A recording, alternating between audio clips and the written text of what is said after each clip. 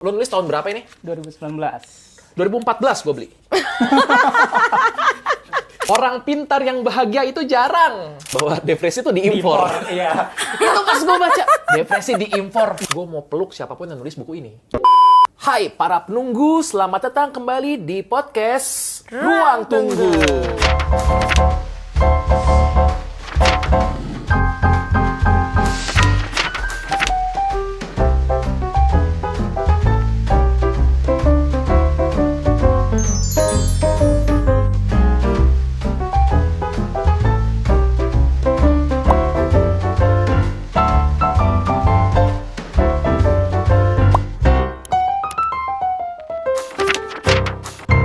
Kita bukan cuma menunggu, tapi juga mencari tahu. Betul. Episode ini kita mau mencari tahu tentang buku Loving the Wounded Wounded Soul. Penulisnya udah ada di sini. Iya. Orang dari tadi di sini. Iya.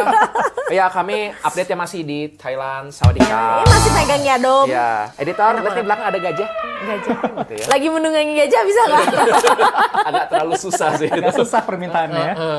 Baiklah. Nah, episode kemarin ya kita udah ngobrol mengenai depresi. Nah, kita mematakan mitos-mitos depresi, perbedaan depresi versi netizen dengan depresi yang klinis yang benar-benar itu supaya kita jadi bisa lebih akurat lagi. Nah, kebetulan Regis ini juga sudah menuliskan pengalamannya ya di dalam buku ini. Nah, ini Loving puitis. the Wounded Soul. Loving the Wounded Soul.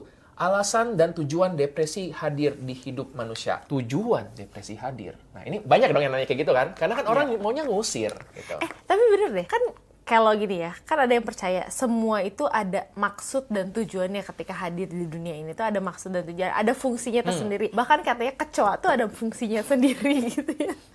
Walaupun banyak yang nggak setuju sih, tapi ada fungsinya sendiri gitu. Walaupun gue nggak tahu fungsinya apa. Depresi, fungsi dan tujuannya itu apa? Oke, mereka. Tapi sebelum dijawab, kenapa judulnya sangat-sangat senja banget nih? Oh, senja. Loving the Wounded Soul dengan cover yang tidak ada matanya ini dengan kayak iya wah, ya. keren banget sih sampai. Boleh tolong ini. Nah, ya. Semua hal ada fungsinya termasuk di sini nih. Ini fungsinya adalah untuk memberitahu bahwa bisa jadi product placement, bisa jadi produk Anda ada di sini. Iya, Fungsinya ini itu. enak banget nih permen Thailand. Silakan sambil dijawab Pak, sambil ngemil kita. Boleh. Ini bukan pertanyaan terakhir di fungsi ini. Bukan. Dan tujuan nih. Wah, pertama justru. Sebenarnya Oke. kenapa Loving the Wounded Soul jawabannya? Judul atas tuh diskusi sama ibu editor. Mau apresiasi ibu editor namanya Bu Ira. Editor paling the best ya. Editor Luar biasa. galak. Editor galak. Enggak, editor baik, editor baik. Dengar-dengar buku yang beliau edit itu jadi IKP Award loh. Wah, itu yang mana tuh? Yang tentang apa tuh mencuci Cuci Nggak piring. usah ya? dibahas. Skip. Oke, jadi kalau judul tuh diskusi sama Mbak Ira dan Mbak Syera dulu namanya. Terus kalau subjudul itu yang dari awal aku udah nggak mau diganti. Dan itu udah yakin memang poin utamanya di subjudul justru. Alasan dan tujuan depresi hadir di hidup manusia. Oke. Itu Sebelumnya brainstormingnya apa? lama. Judul atasnya sebelumnya. Cringe banget. Apa? Depresi dan kita. Karena kan karena Iya kan lagi. babnya kan depresi dan gender, depresi dan otak, depresi dan Ini apa. kayak ini gitu kayak loh. komik yang Yotsubato, tau nggak? Nggak tahu Yotsuba sih. dan sesuatu Yotsuba Mungkin dan seperti itu. Ini bagus ini. Jadi karena kan ini catchy banget Ini ya, kayak Loving aku- the Wounded Soul. Oke, ya. komponen masing-masing. Berarti pertama deh dari Wounded Soul-nya dulu nih.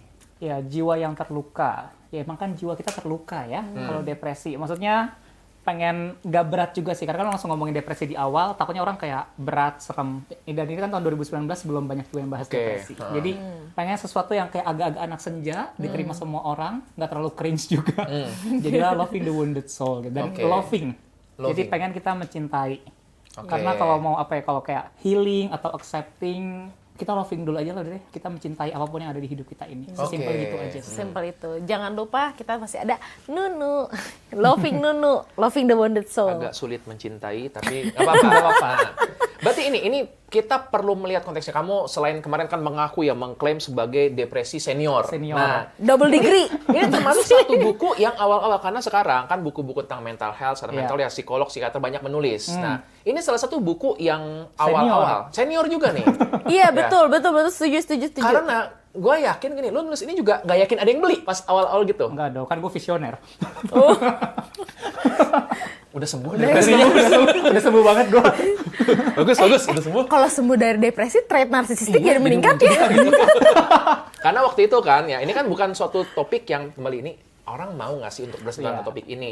Karena aku yakin buku ini bagus. Aku sudah membaca buku ini. Oke guys, waktu aku beli buku ini sebenarnya sudah lama. Ya, udah lama nih waktu itu tuh kalau nggak percaya nih, gue beli tuh. Lu nulis tahun berapa ini? 2019. 2014 gue beli. Suka 2020, nggak lama dari itu kan ya, waktu itu. Nah, waktu aku beli buku ini belum dibuka. Terus waktu itu ada kesempatan, mau ini nih ketemu sama Regis. Kan kita sama penulis tuh memang suka bertukar ide ya, kita tuh positif kegiatannya gitu. Jadi waktu itu mengunjungi di Thailand juga di sini. Terus waktu itu, coba deh baca bukunya. Ngejar baca itu 1 hari dan 2 hari sebelumnya di airport baca, di pesawat baca. Selesai baca, aku bilang ke Sora, gue mau peluk siapapun yang nulis buku ini. Nanti kita pelukan di akhir ya. Wes, ya. Karena kita ngerasa kayak ini buku tuh bener-bener kayak memeluk banget. Bener-bener ngerasa kayak, wah, Dipuk-puk. ini kena banget gitu. Iya. Ngerti? Karena gini, aku pun sebagai psikiater ngebaca buku ini insecure. Karena kayak, ini kok lebih pintar daripada gue nulisnya. Udah banyak gitu. orang yang lebih pintar dari lu. Betul. Injury kan lu. Betul, injury. Berasa. Tapi yang ini beneran rasa kayak ada rasa kagum gitu kan. Kayak, wah bagus nih. Nah, makanya aku juga menyarankan pada pasien-pasienku yang depresi untuk bersentuhan dengan ini gitu. Tapi itu kan sekarang, gampang. Ungkap. Oh iya, ungkap.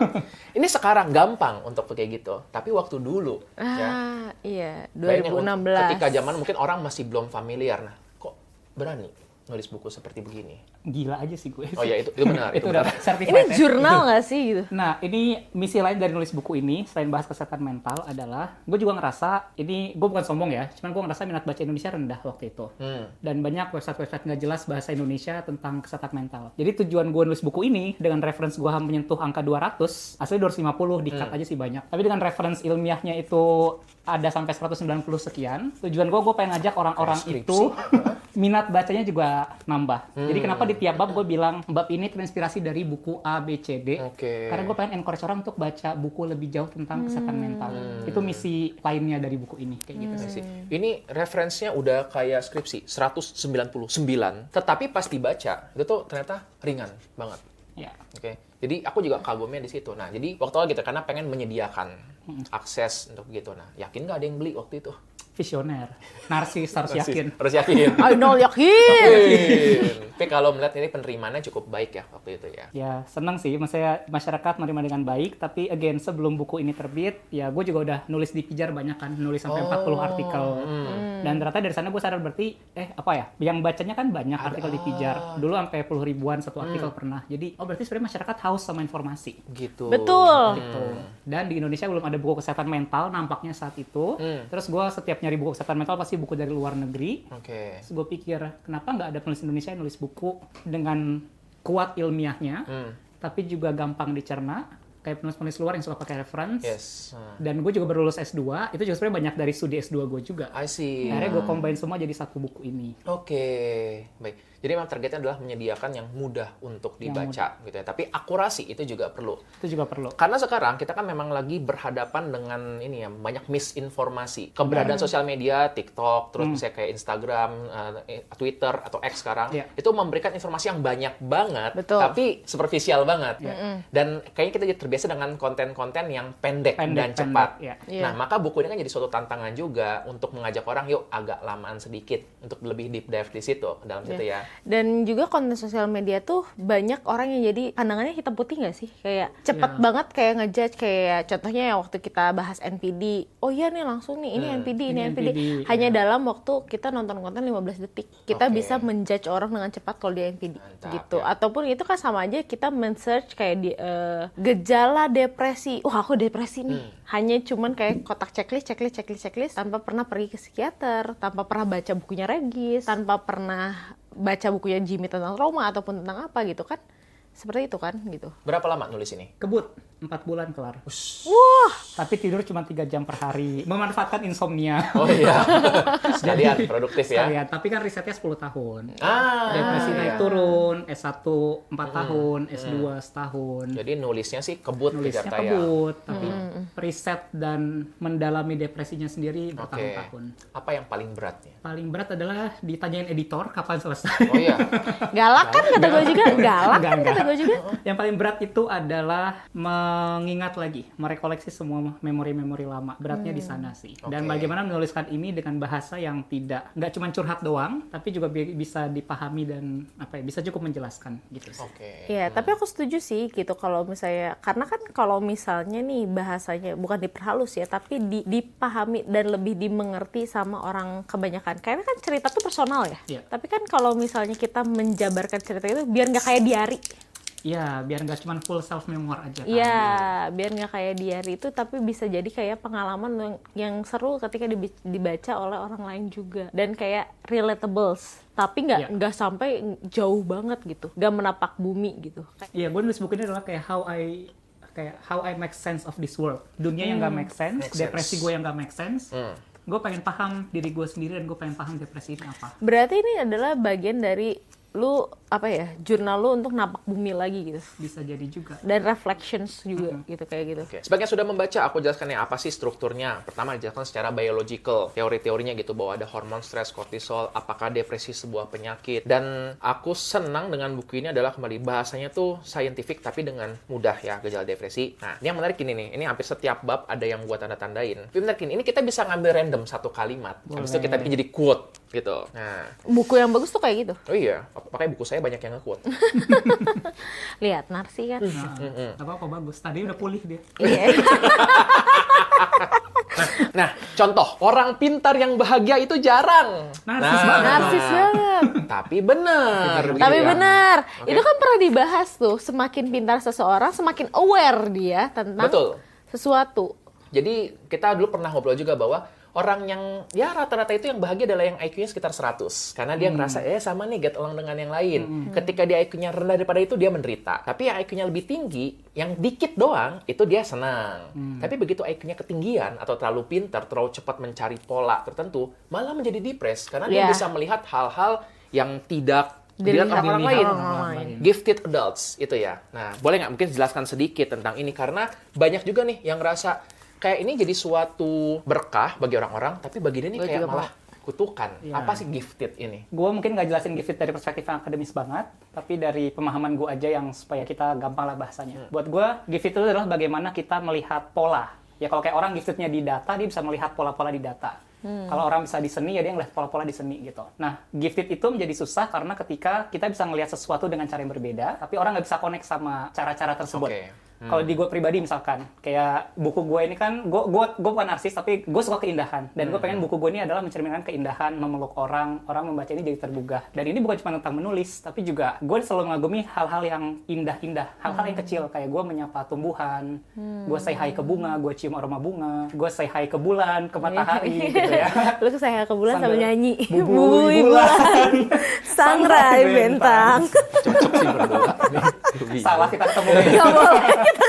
tadi hal-hal yang mungkin kalau orang ngerti, ini ngapain sih ini nyapa bunga Iya, gitu kan ya, ngapain sih aneh lambai-lambai kan? ke bulan. Ya. Ini menarik, aku mau sedikit nyambungkan, ada ini bagian dari bukuku, di buku Semangka itu, aku juga ngomongin tentang perdebatan ya, mengenai apa sih kebahagiaan itu. Aku mencoba untuk menerjemahkan kebahagiaan dalam 3 kata, salah satu itu adalah tentang menemukan rasa takjub, find wonder. Ya tadi kan, Penting banget. kadang gitu ya, kita lucu menemukan, aku tuh kalau lagi keluar rumah, melihat dari tanah yang tandus gitu, dari apa sela-sela batu, tiba-tiba muncul tumbuhan. Oke. Itu kan find wonder, kayak, ih, Indah. menarik ya, indah Menarik, gitu. Nah, itu bisa juga menjadi sesuatu yang bagi kita tuh menarik buat. Nah, tapi memang begini, aku juga pernah menemukan suatu anggapan gini ya, manusia itu sebenarnya butuhnya adalah untuk menyampaikan satu perasaan dan dimengerti. Dua itu aja. Iya. Menyampaikan perasaan dan dimengerti. Sayangnya banyak sekali orang menyampaikan perasaan tapi nggak dimengerti. Misalnya aku sangat tertarik mengenai keong. Dia menyampaikan itu, tapi orang ngapain sih? Ngapain Itu sih? yang membuat tadi dia merasa kayak jadi terasing. Terasing. Kamu pun menemukan bahwa dengan buku ini bisa tadi menyampaikan keindahan tersebut, dan bukan cuma menyampaikan, ternyata bisa dimengerti oleh orang-orang. Jadi kalau aku kirim video monyet, Iya, direaksi nggak ya. apa-apa. Dikasih reaksi ya. Iya, Boleh. aku mulai saat ini juga Love-love akan ya, kirim minimal. video Oke. monyet ke Regis. Akhirnya salah satu yang membuat seseorang merasa tersakiti secara mentally atau perasaan adalah ketika tadi dia merasa tidak belong ya, nggak merasa tidak harmoni dengan lingkungannya. Iya. Ini yang membuat jadi sulit karena gini. Bayangkan guys, kamu tadi tertarik kan dengan seni, dance juga ya. Dance juga Bayangkan seni. kalau kamu terlahir di satu tempat di mana nggak ada akses ke situ. Berat, los. Ya kan? Iya. Jadi kamu akan merasa bahwa hidup itu kayak meaningless. Padahal Meaningless. ada. Cuma ada loh orang-orang yang memang mereka bukannya nggak berusaha, tapi kebetulan memang nggak ada akses ke situ. Misalnya terakhir di negara tertentu gitu, mungkin di mana sangat-sangat diopresi sekali. Atau mungkin di pedalaman di mana yang mereka mungkin memang ada musik tarian, tapi bukan yang stylenya yang dia suka. Stylenya dia suka, Gitu. iya. Aku juga jadi nggak juga ya kalau misalnya kayak misalnya di negara yang tadi diopresi kayak gitu, orang depresi nggak ya kalau dia tuh depresi gitu. Bisa jadi enggak. Ya mungkin nama depresi aja again nggak ada gitu. Menarik. Di bukumu, kamu ada menuliskan tentang itu kan, bahwa depresi itu diimpor. Iya. Itu pas gue baca, depresi diimpor. Gue agak bold juga sih di situ Yes. sih. Karena gue belajarnya global mental health sebenarnya kan. Ini terkait dengan Terkait pendidikan dengan itu ya. pendidikan juga, dan di sana gue belajar ya depresi kan kata serapan kan dari bahasa Inggris. Di kita mungkin ada kata-katanya gundah gulana, galau gitu kan. Gue juga lupa termnya, tapi di Cina nama depresi juga lain, di India nama depresi juga lain, karena gejala di berbagai budaya kan beda-beda. Cuman mungkin dengan seiring interaksi budaya, interaksi culture, global interaction, kita belajar bahasa Inggris juga akhirnya kan kosakata ini kan diserap. Jadinya kan simptom-simptomnya kan juga ada yang mirip-mirip, mungkin ini namanya depresi gitu. Oke. Tapi ekspresi depresi untuk tiap orang, tiap budaya pasti berbeda-beda Ya semua. tetap ya si yang mood low-nya itu Mood tuh low-nya sama. base-nya ada, tapi Base-nya sisanya kontennya akan berbeda. Jadi menjawab Sora tadi, bisa jadi di suatu negara yang diopresi, mereka dikontrol banget, Iya. orang-orang ini nggak nyadar dia depresi. Lalu tiba-tiba dia mungkin mendapatkan informasi dari luar negeri, aku mengalami suatu kondisi bernama depresi. Depresi. Begitu. Wah, ternyata satu negara aku depresi. Begitu. Negara depresi.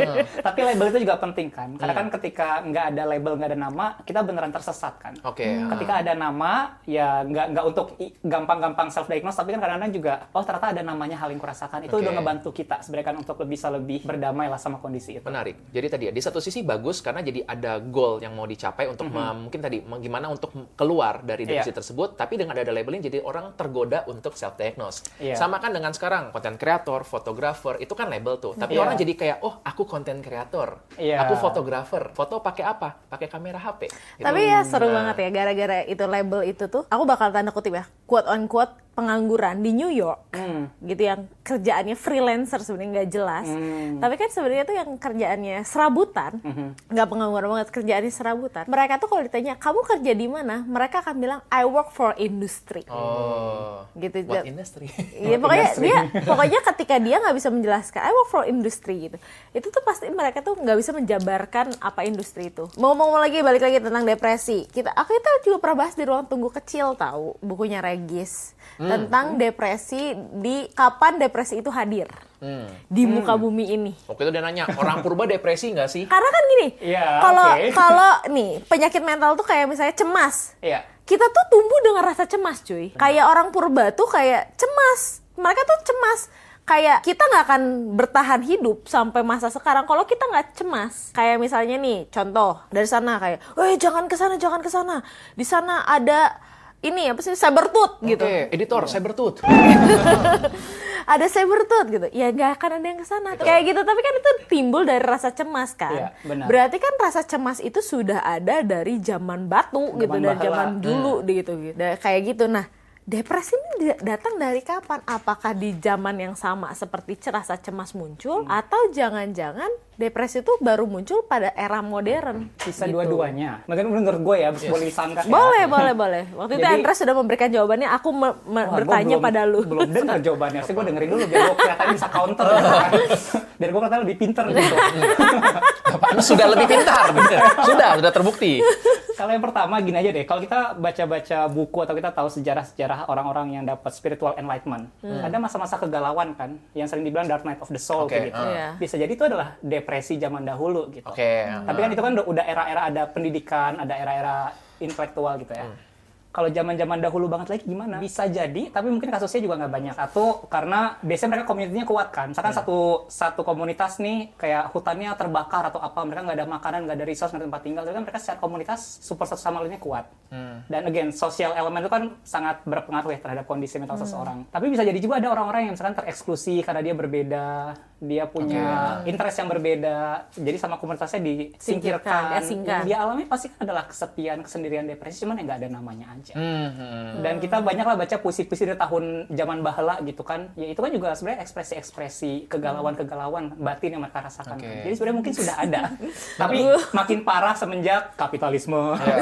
Era industri ya kan, jadi makin banyak kesendirian, makin banyak isolasi diri, produktivitas gitu-gitulah. Jadi Ini tadi, yang penting adalah bukan ada atau enggaknya label tersebut, tapi kalau sudah ada labelnya, mau ngapain sebenarnya? Iya, Gitu kan? betul. Benar. Kayak tadi after that and then what. And then And then ngapain? what, ya. Oke. Ada di bagian buku ini tuh yang menjelaskan ya, kamu tuliskan tentang manusia purba itu jelas tugasnya ngapain. ya Ya, lo pergi pagi berburu gitu kan. Kalau yang kerjaannya mungkin menjahit, udah menjahit gitu udah beres. Tapi Beres. manusia modern, kita tuh terlalu luas sampai-sampai kadang kita kehilangan arah. Ini kita ngapain sih sebenarnya? Aku ini siapa? Betul. itu problem manusia modern banget. Problemnya Karena kita. semuanya sudah mudah, jadi terus kita ini hidup ini buat apa? Dari zaman dulu makna hidup kan as simple as makna hidup gue bercocok tanam, makna hidup gue berburu, makna hidup gue melindungi keluarga gue, selesai. Oke.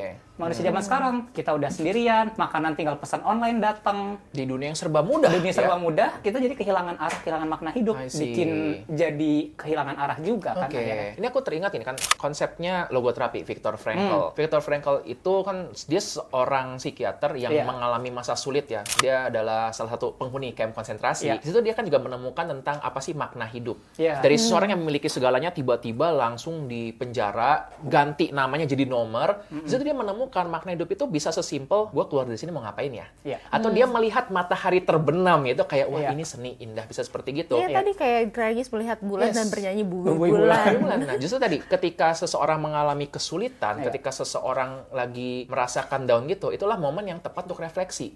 Apakah itu yang maksudnya dengan tadi tujuan depresi itu hadir? Banget, iya. Kalau buat gue juga, gue di satu titik ada kan, kayak gue ngerasa, gue mempertanyakan itu, berdialog dengan depresi gue. Kayak kenapa sih gue depresi? Kenapa harus gue? Tujuannya Why apa? me? Why me? Tujuannya apa gitu? Ya gue juga gak mau romantisasi ya, tapi kan juga gue berusaha untuk berdamai dengan depresi ini. Jadi gue menanyakan tujuan ini apa. Dan emang Viktor Frankl juga jadi salah satu resource-nya gue juga.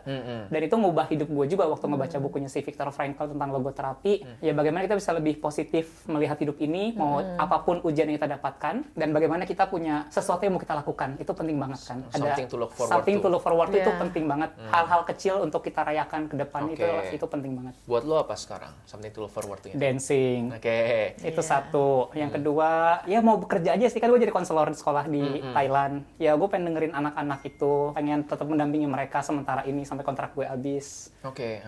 Mungkin mau nulis buku baru, nggak tahu nanti kita bahas nanti. Wow, seru. Something to look forward Gue to mau itu ya? keliling dunia kalau bisa. Gue mau ke Afrika. Kan gue dance kan dance Afrika. Gue mau belajar dance Afrika. Di Sama Afrika native. langsung. Sama native Afrika. Jadi Karena experience-nya pasti berbeda dong. Pasti berbeda. Iya. Oke, ini menarik. Di buku Semangka, gue nge-refer dari suatu buku yang How to Live When You Could Be Dead. Itu bukunya merefer dari seorang yang mengalami sakit cancer, yang hidupnya tuh udah nggak lama lagi. Terus dia ngoleksi barang-barang yang lipstick, make up, baju-baju lucu. Yang orang-orang nanya, ngapain lo ngoleksi itu? Lo nggak akan bisa pakai. Dari situ dia bilang bahwa your goal have to have meaning, even if it's only relevant to you. yes. Kalaupun cuma buat dia doang. Nah, buat ini kan mungkin orang mikir, ya lu ngapain sih kesana sayang duitnya? Ngapain sih? Tapi bagi lu itu relevan. Itu relevan. Itu Dan bermakna. apa? Something to look forward tuh bangun tidur terus jadi lo mikir untuk hari ini gue mau ngomong ini, hari ini gue mau untuk belajar tarian ini, Iya. gitu. Dan butuh waktu lama kan untuk itu. Waktu gue di YouTube playlist gue, YouTube watchlist gue ada 100 video dance. Target gue pokoknya mau gue checklist sebanyak-banyaknya gue bisa tarian semuanya kayak gitu. Jadi kan gue tiap minggu minimal satu gerakan gue latihan, satu Oke. koreo gue latihan sendiri aja gitu. Itu juga salah satu yang Menarik, mungkin menarik. dibahas. Buku ini kan lu nggak ngomongin tentang dance ya? Enggak, Karena belum.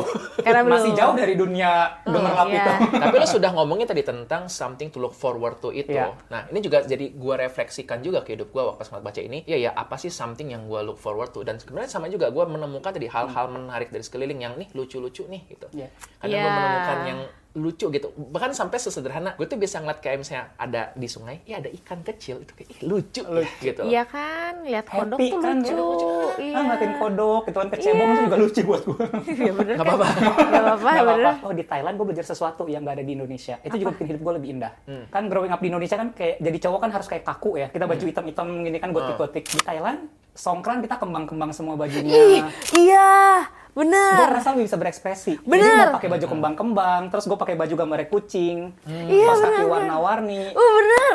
sekolah anak-anak cowok juga pada atlet basket pada pakai back charm semua gitu Oke. kan. Gue merasa kita celebrating hal-hal kecil yang lucu-lucu. Itu Iya, ternyata bener. indah loh. Oke. Itu juga ngebantu gue untuk lebih bisa tadi ada hal-hal kecil yang small wonder gitu loh. Kayak ih lucu, Iya, ih lucu. iya. Itu jadi hidup jadi indah. Terkait dengan tadi, aku keingat juga nih, aku tadi nge-refer juga ya. Ada bab 6 sama bab 7 ini menarik. Ngomongin tentang perspektif secara global. Mengapa banyak artis mengakhiri hidup? Karena kan ya kan, kalau misalnya dibilang bahwa orang-orang itu, dia cuma Rage quit. butuh kaya gitu. Masalah di uang nih.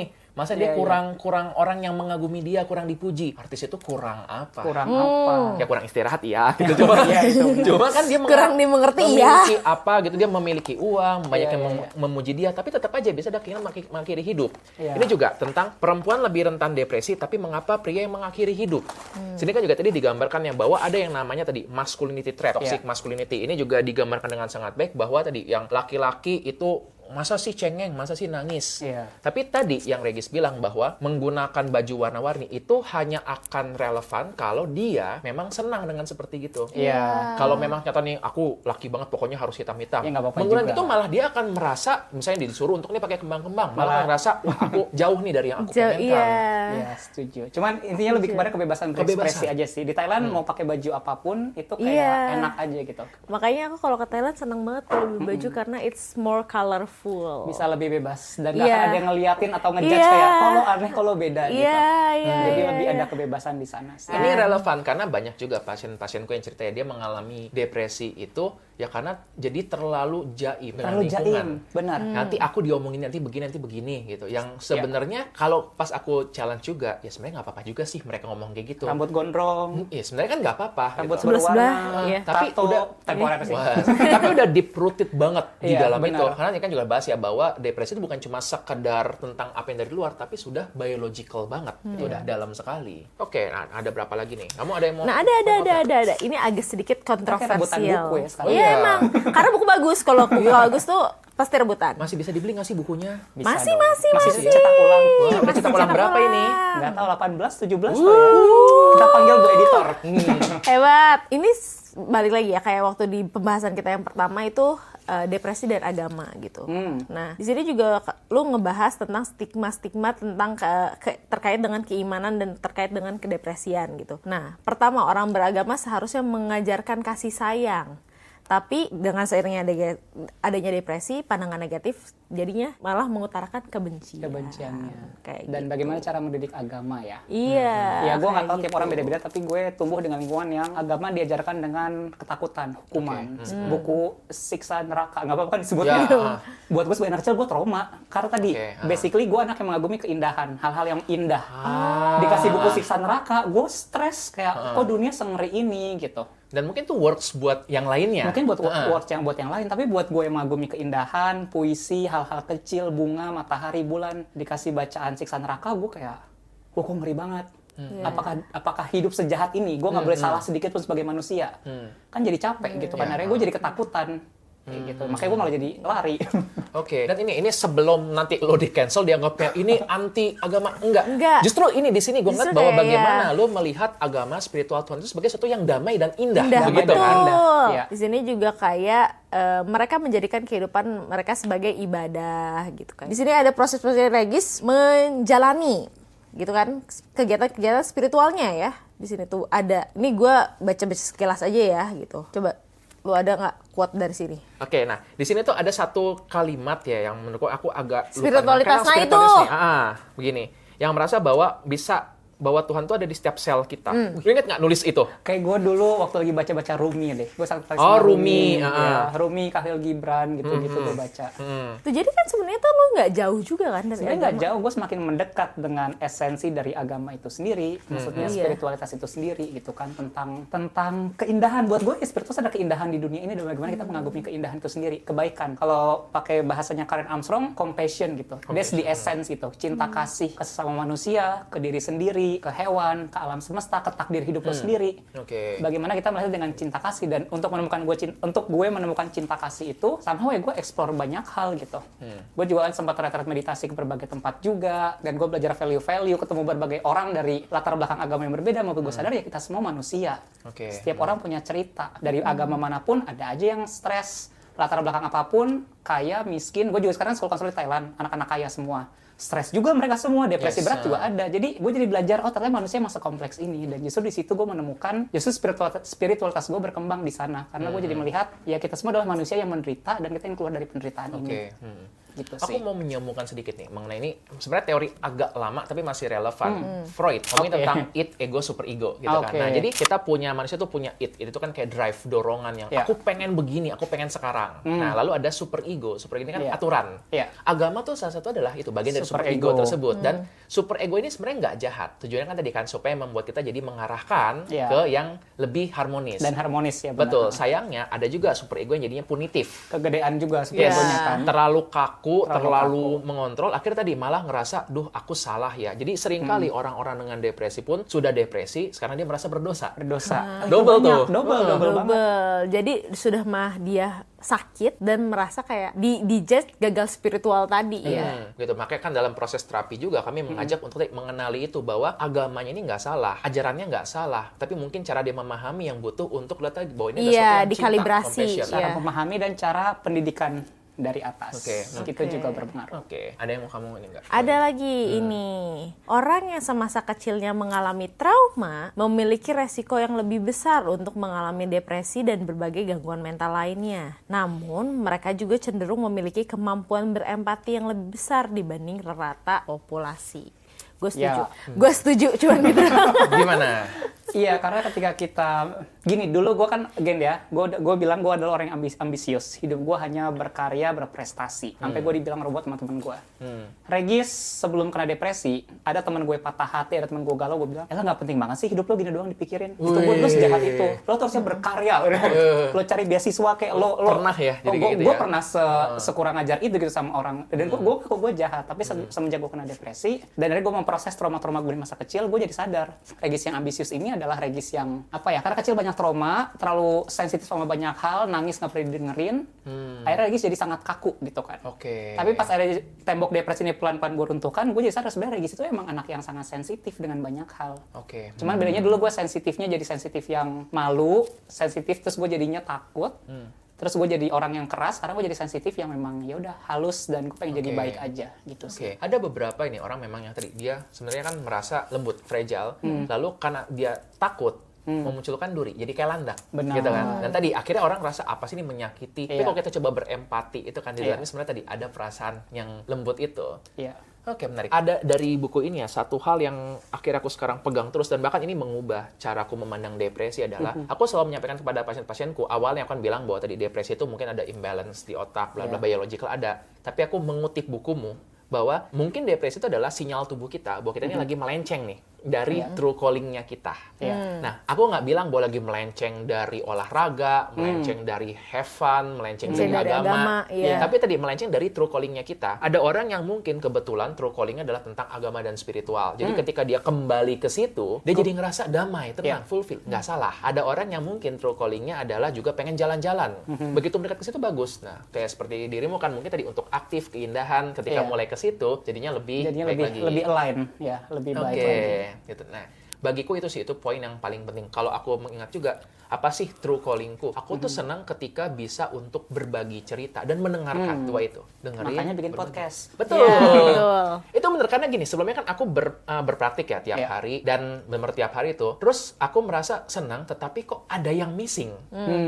Missingnya gimana? Dan aku menyadari bahwa berpraktik itu menyenangkan, tetapi sehebat-hebatnya aku, dalam satu hari ada batasan tertentu. Jumlah orang yang bisa aku bantu, yang bisa aku dengarkan, yang bisa aku kasih tahu tentang, wah aku nemu sesuatu yang menarik nih. Dengan buku, aku bisa menjangkau lebih banyak lagi. Dengan podcast, aku bisa menjangkau jauh lebih banyak lagi. Tapi memang ada yang perlu dikorbankan. Dikorbankan di mana? Jam praktik. Nah, kebetulan true callingku memang tadi aku senang menjangkau lebih banyak orang. Orang lain, psikiater lain ketika disuruh, yuk kurangin kerjamu, ngomong aja. Belum tentu. Makanya aku juga memulai podcast dan aku juga jadi senang untuk pergi tour gitu, book tour. Salah satunya karena buku ini loh, beneran. Kopun Cup gitu. Buatku itu. Nah, kalau kamu kebayang nggak true callingmu? True calling aku kerja. Kalau calling aku tuh Aku bisa setuju dengan ini karena sebelumnya kan kamu banyak bermain di rumah dan apa-apa. enggak, justru kan dulu tuh aku pikir kayak, oh pas aku kerja terus tuh aku ngerasa kayak, oh ini kayaknya bukan aku deh, ini kayaknya bukan apa-apa. Terus kayak aku mulailah kayak pas nikah sama dia, oh mungkin waktunya aku menjadi trophy wife. Gitu. Aku akan melakukan hobiku gitu, kayak apapun. Ya udah akhirnya aku coba main game gitu. Terus kayak lama-lama oke, itu menyenangkan. Honeymoon phase. Untuk saat ya. Untuk sesaat. Tapi pada saat itu aku lama-lama mulai kayak mengganggu dia.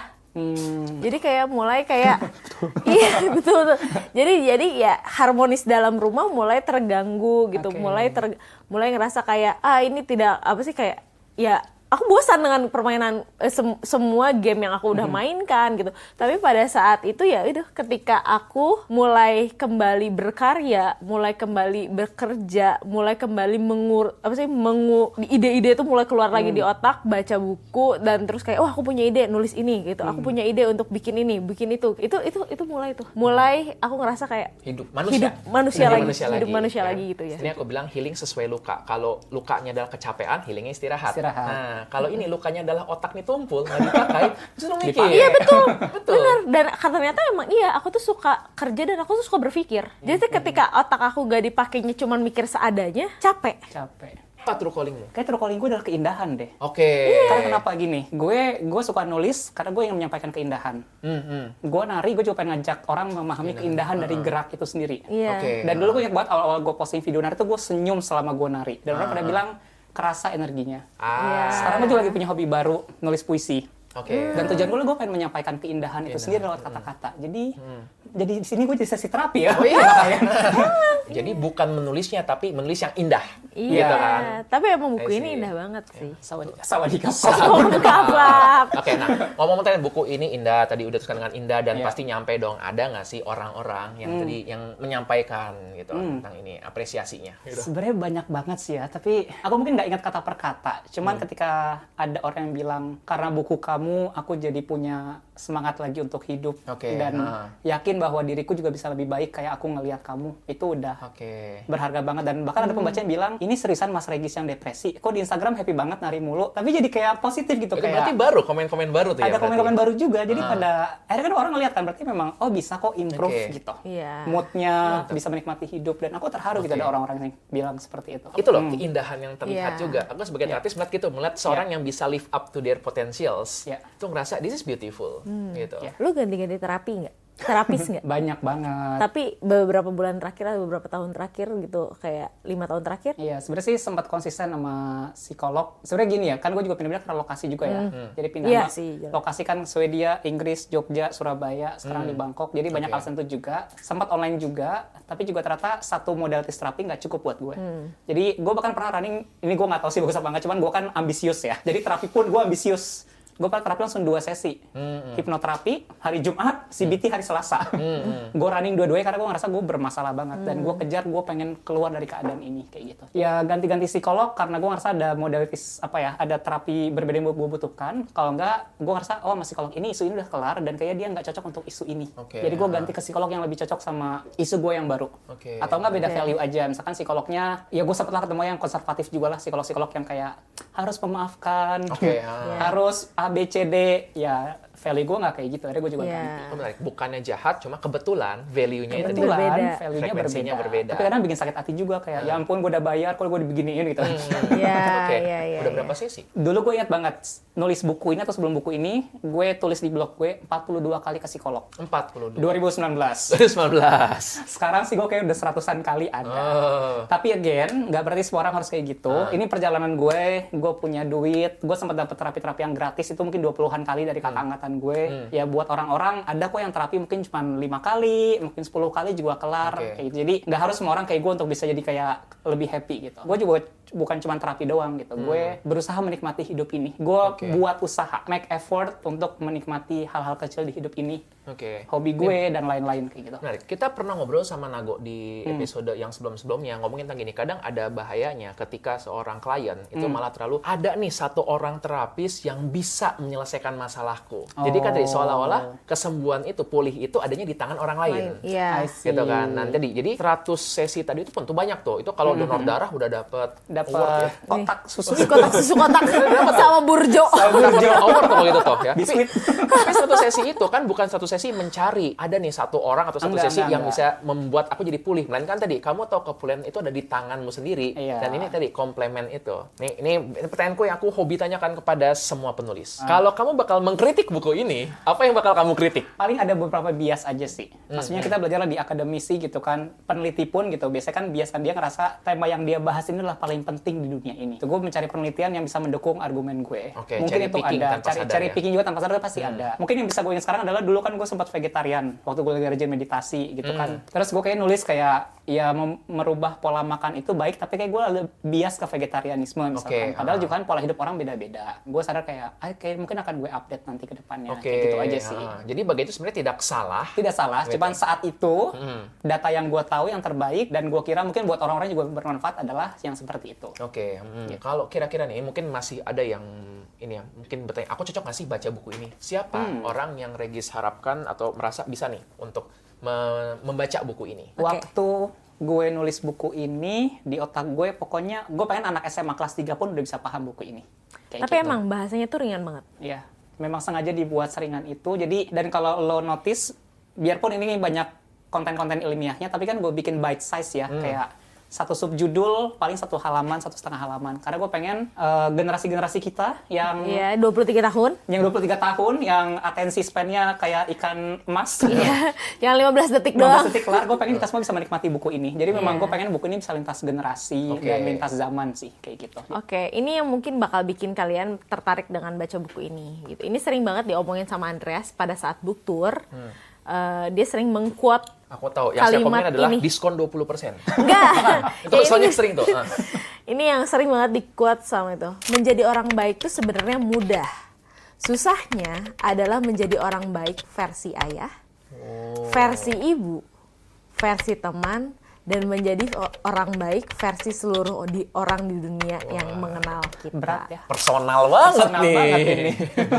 Ya, itu pasti bikin kalian pingin banget baca buku ini. Iya. Mungkin yang bikin gue sekarang udah lebih baik keadaannya, apapun misalnya mau pulih, mau sembuh, gue nggak peduli, tapi gue bisa lebih bodo amat sekarang. Orang mau ngomong apa, gue nggak peduli. Orang mau bilang gue jahat, ya gue juga pernah salah, emang gue sempurna gitu kan. Jadi, Seperti di buku dia? Menjadi orang jahat. jadi orang cerita jahat, orang iya, lain. nggak apa-apa. Kita pasti jadi villain di satu hidup orang gitu. Iya, minimal satu ya. Minimal satu lah ya, sengaja atau tidak sengaja.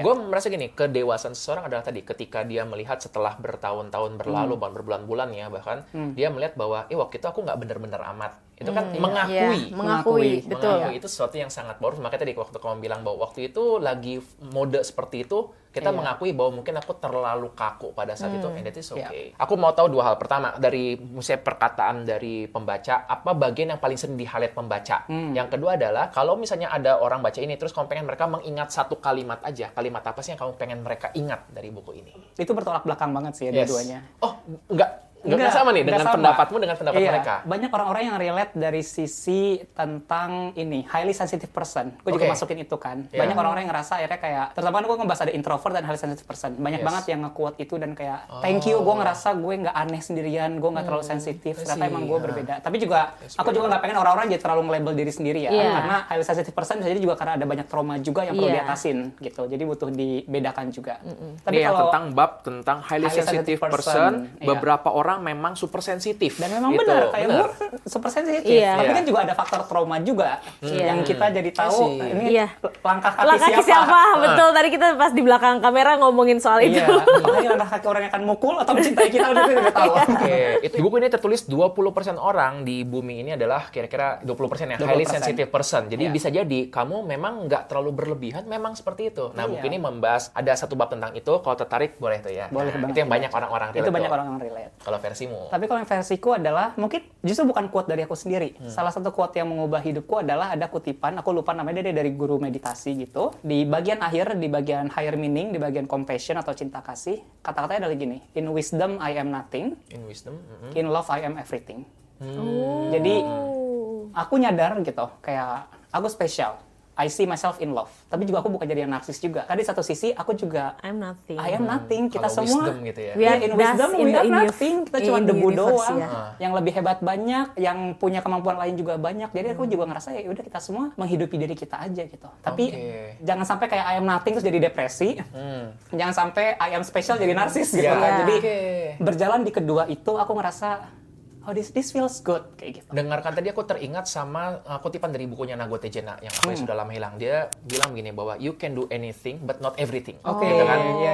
Kayak Iya. kita mencoba bisa, cuma tadi kan kadang jadi beban bahwa aku harus jadi semua ya. Mungkin kayak tadi kan kita menyadari Iya. bahwa I am nothing, Iya. tapi at the same time I am everything. I am gitu. everything, iya. Keren. Keren Gua banget mau baca ya. lagi deh. Tapi emang iya sih menarik banget untuk dibaca dan bahasanya pun sangat ringan banget. Bite size, gue Bite suka size, banget ya. kata-kata itu. Dan bener-bener bite size banget. Walaupun banyak banget istilah yang rumit, tapi sangat-sangat bisa dijabarkan dengan sangat mudah. Tuh. Kira-kira kalau Adiknya akan Nunu gitu. kalau akan menuliskan adiknya, kira-kira apa topiknya? Boleh nggak di spill dikit nih? Sebenarnya gini, aku di otakku ada banyak draft buku. Cuman kan hidup di tengah ini ya, banyak tuntutan, jadi belum ada yang terlaksana banget. Cuma sih kalau ditanya ke depan nulis buku apa, aku pengen nulis buku tentang trauma. Nanti nyenggol-nyenggol Jimmy Andrian nih. Wah, nggak apa-apa. Buku dia tuh bagus tuh bukunya tuh ya. Iya. Iya, yang baru yang terong kan? Terong ya, anggur. Anggur. terong. Si Ungu itu ya. Ya, yang mau ngebahas tentang trauma, kalau nggak simply mau ngebahas tentang kedewasaan.